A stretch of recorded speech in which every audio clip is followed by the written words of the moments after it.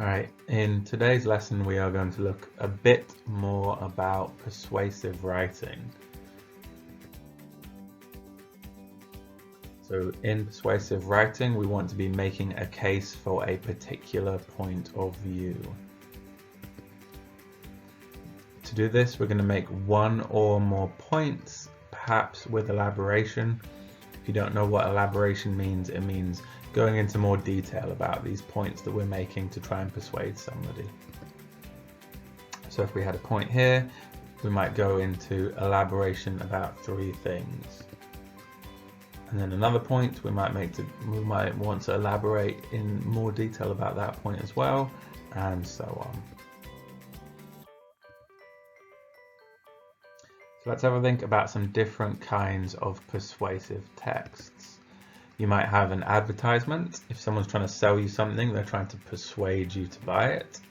You might have a catalog, which again has got lots of different things. Each of those things the person is trying to sell you and they're trying to persuade you to buy it again. Pamphlet from a pressure group or political party. So that might be if like a politician is trying to persuade you to vote for them. A magazine article might be trying to persuade you about a particular thing. Lots of different things, it would depend on what the magazine might be about. A poster or flyer, you might get, for instance, a movie poster that would try and persuade you to come see that movie. A book blurb, if you've ever read the back of a book, it's got lots of information about the book, and again it's trying to get you to buy that book. A letter to the editor, or a travel brochure, again trying to get you to, if there might be a brochure for a particular place and it's trying to persuade you to travel there on holiday. So we're going to think about the audience and purpose when we're writing a piece of persuasive text. The audience is who we're writing to, it's the people we're trying to persuade or the person we're trying to persuade, and the purpose is why we're writing it.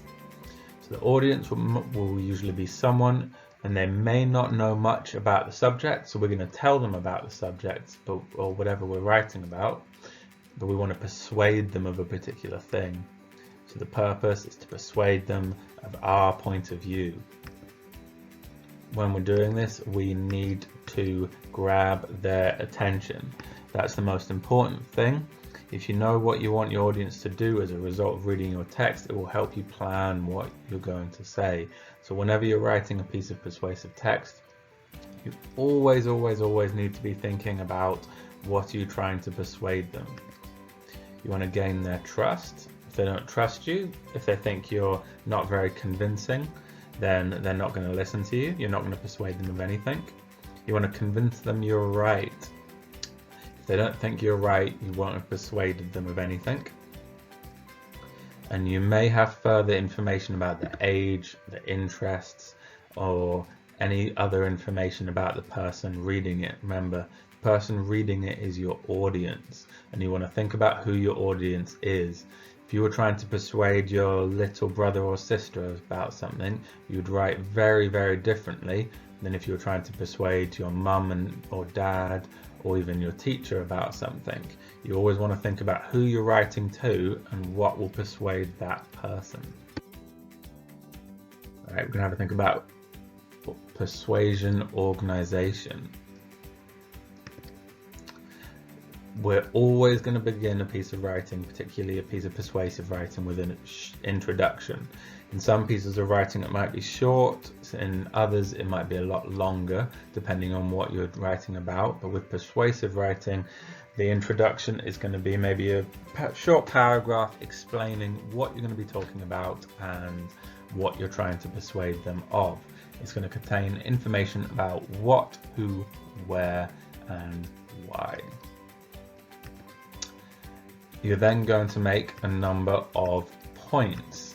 These are statements that you are using to try and persuade the person that is reading your text. So if we think about the piece of persuasive writing you hopefully did to the zookeeper in an earlier lesson, you might have said things like the animals don't have enough space in their enclosure.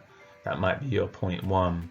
Your point 2 might be the animals in the zoo don't get to eat the same things that they would if they lived in the wild. And maybe your point 3 might be that the animals don't have the same conditions that they would if they lived in the wild. So it might be, for instance, an elephant that's in a zoo in England would be much colder in a very different climate and habitat than an elephant living in the wild in Africa. So that might be your point 3, and you would use these to persuade someone that either zoos aren't a good idea in this instance, or that they need to change the conditions of their zoos. After that, you would form a conclusion. The conclusion is summing up everything you've said, and it's making it nice and clear what you've tried to persuade them. So in our letter to the zookeeper, your conclusion might be, because of all my points, you need to make your zoo better for the animals. Or because of all my points, I don't think that zoos should be allowed. You could come to a different conclusion. Depends on what you're trying to persuade the person, and it depends on the points you've outlined in your piece of persuasive writing. A conclusion, like I've said, it's just summing up everything you said before, and what you're going to say at the end it's the most important part, really, because it's the last thing the reader's going to read, and it's going to really outline everything you've said nice and clearly. So when you've planned your points, you can choose whether to write one paragraph per point or group them together. This will be because it's always good to plan things first, and once you write it up in full, you're going to think about how you're going to lay it out. That's really important. Elaboration of each point. That is because every time we have a point, we don't want it just to be one simple sentence. To make that point more convincing, you're going to have to go into more detail about that point. Say a few more things about each point to make it really convincing. So, as an example, if you made the point that animals in zoos don't have enough space, you could elaborate that by saying, for instance, exactly how much space they have in most zoos, or in a particular zoo near you maybe. And you might say that this is not enough space because in the wild this particular animal will move around over a space that is much larger. So you're saying more things about that point, and you're making it more convincing.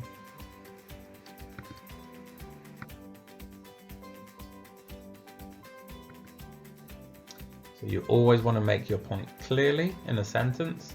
You want to say as many things as you can, but you don't want to spend more time saying them than you need to, otherwise the reader's going to get bored and they won't find it as convincing. When you're making a point, when you're trying to elaborate on that point, it's going to help you to think about any reasons you can give for your point, any examples you can give, and any further detail you could give. So again, going back to the example of how much space animals have in zoos, if that was our point, a reason, like we said, for that would be that they might not have enough space because they only have so much, and in the wild maybe that animal roams around a much larger space. That would be a reason. As an example, you could say, for example, in Chester Zoo, the polar bears there only have 60 square meters, for instance, as an example, and in the wild they roam over many miles. That would be an example because you've chosen a specific example of Chester Zoo. If you wanted to then add further detail to make your example more clear, you might talk about exactly, like I've said, exactly how big it is, but you might also want to talk about why that's important. So you might say, because they don't have enough space, this means they can't have enough exercise, it means they can't do all the activities that they would normally do in a larger space, it means they can't hunt for animals, like seals, and they would need much more space to do that, and you can say that this affects their quality of life, so you're adding further detail to your point.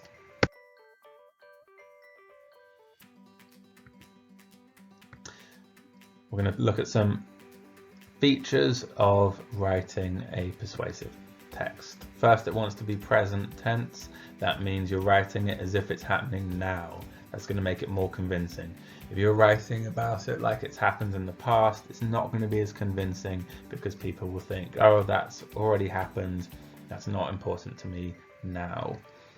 You want to use persuasive devices, so that's the different things we've talked about that help persuade the person reading it, or your audience. You want to use linking words. These are really important. These are conjunctions, words like because, however, nevertheless, consequently, and they link your different points and your different parts.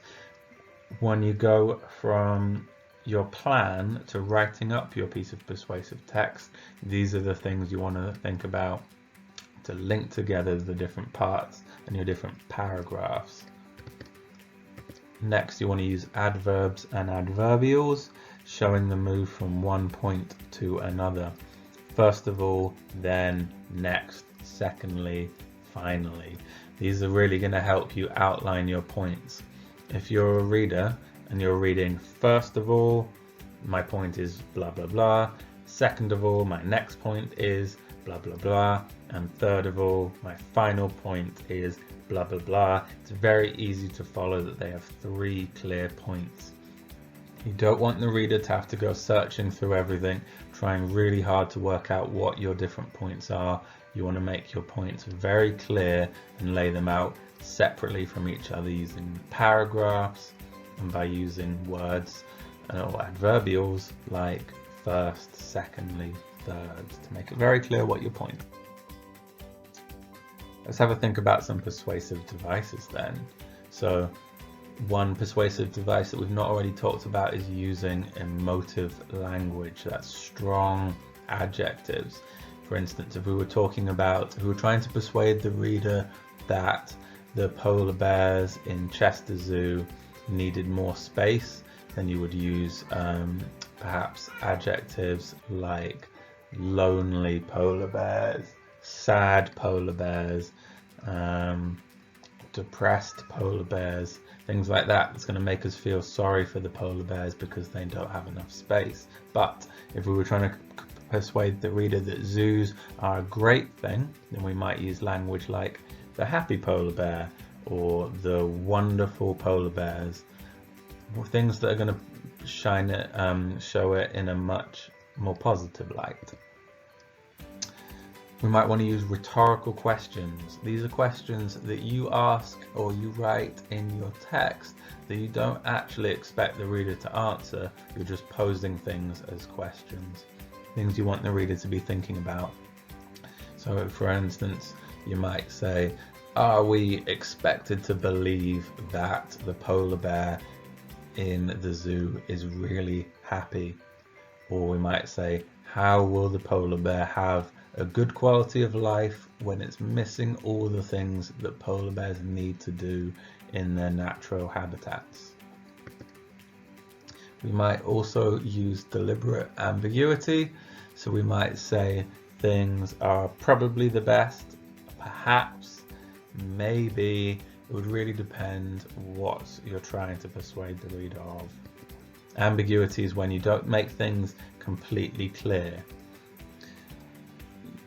You might also use turning opinion into truth. So that is when you're writing things that are really how you feel, but you're fibbing a bit and you're writing them as if they are objectively true or they are facts when they're not really facts. So you might say the fact is, the real truth is that zoos should not exist.